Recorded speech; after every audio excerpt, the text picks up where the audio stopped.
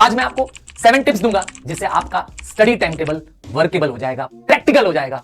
हाँ, फॉलो करोगे तो आप अपने बोर्ड के रिजल्ट्स को दी बेस्ट बना पाओगे। चलिए समझते हैं टिप नंबर 1। सबसे पहला है, आपको अपना सिलेबस बहुत अच्छे से पता होना चाहिए।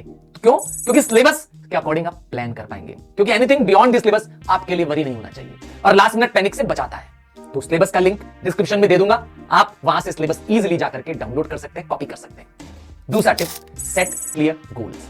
आप जो सब्जेक्ट्स पढ़ रहे होते हैं, नॉर्मली आप गोल रखते हैं स्टडी केमिस्ट्री। अरे भाई, स्टडी केमिस्ट्री मत लिखिए, स्टडी दी ऑर्गेनिक केमिस्ट्री चैप्टर 9। अब आप क्लियर गोल लिखिए। समझ में आ रहा है? इससे आप फोकस्ड रहेंगे और मोटिवेटेड भी रहेंगे। और क्या ध्यान देना है? बैलेंस करिए। क्या? एक मिक्स करिए जिसमें आपके पास एक टफ सब्जेक्ट हो और इजी सब्जेक्ट हो। कितने सब्जेक्ट्स डेली पढ़ने आप ये सोचते हैं?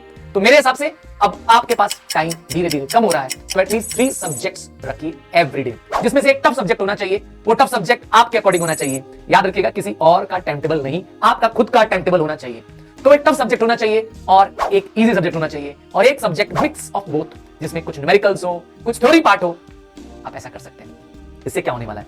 3 सब्जेक्ट पढ़ने से फायदा क्या मिलेगा? फायदा ही मिलेगा कि आपके न्यूमेरिकल्स भी होते रहेंगे, साथ साथ में आपके जो रीडिंग वाले सब्जेक्ट्स हैं, लर्निंग फैक्ट्स वाले सब्जेक्ट हैं, वो भी साथ साथ में होते रहेंगे। आप मेंटल फैटिग नहीं महसूस करेंगे एंड मोस्ट इंपॉर्टेंट, आपका confidence day by day improve होगा।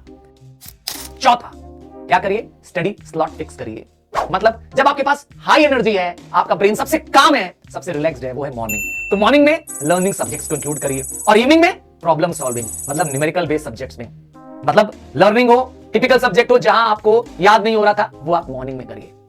नेक्स्ट टिप होगी, आपको एक रिवीजन ब्लॉक बनाना चाहिए। सर ये क्या होता है?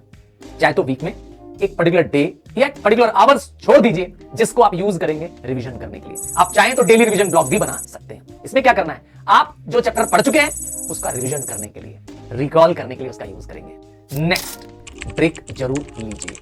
Take break, 25 minutes then 5 minutes break, 25 minutes of focused study, again 5 minute break।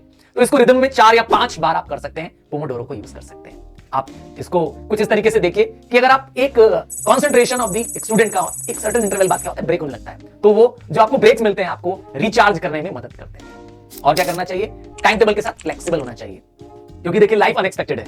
कभी फैमिली फंक्शंस आ जाते हैं, कभी आप बीमार हो सकते हैं, कभी कोई ऐसा अर्जेंट असाइनमेंट मिल जाता है जो आपको करना होता है। तो इसीलिए ऐसा प्लान बनाइए जिससे आप गिल्ट महसूस ना करें, फ्लेक्सिबल हो और लॉन्ग टर्म के लिए हो। Last but not the least, time table किसी और का मत फॉलो करिए, अपना खुद का बनाइए। हाँ, भले मैं शेयर करूं, चाहे किसी और आपके टीचर ने आपको टाइम टेबल दिया हो, it should be personal and according to your own needs. So all the best.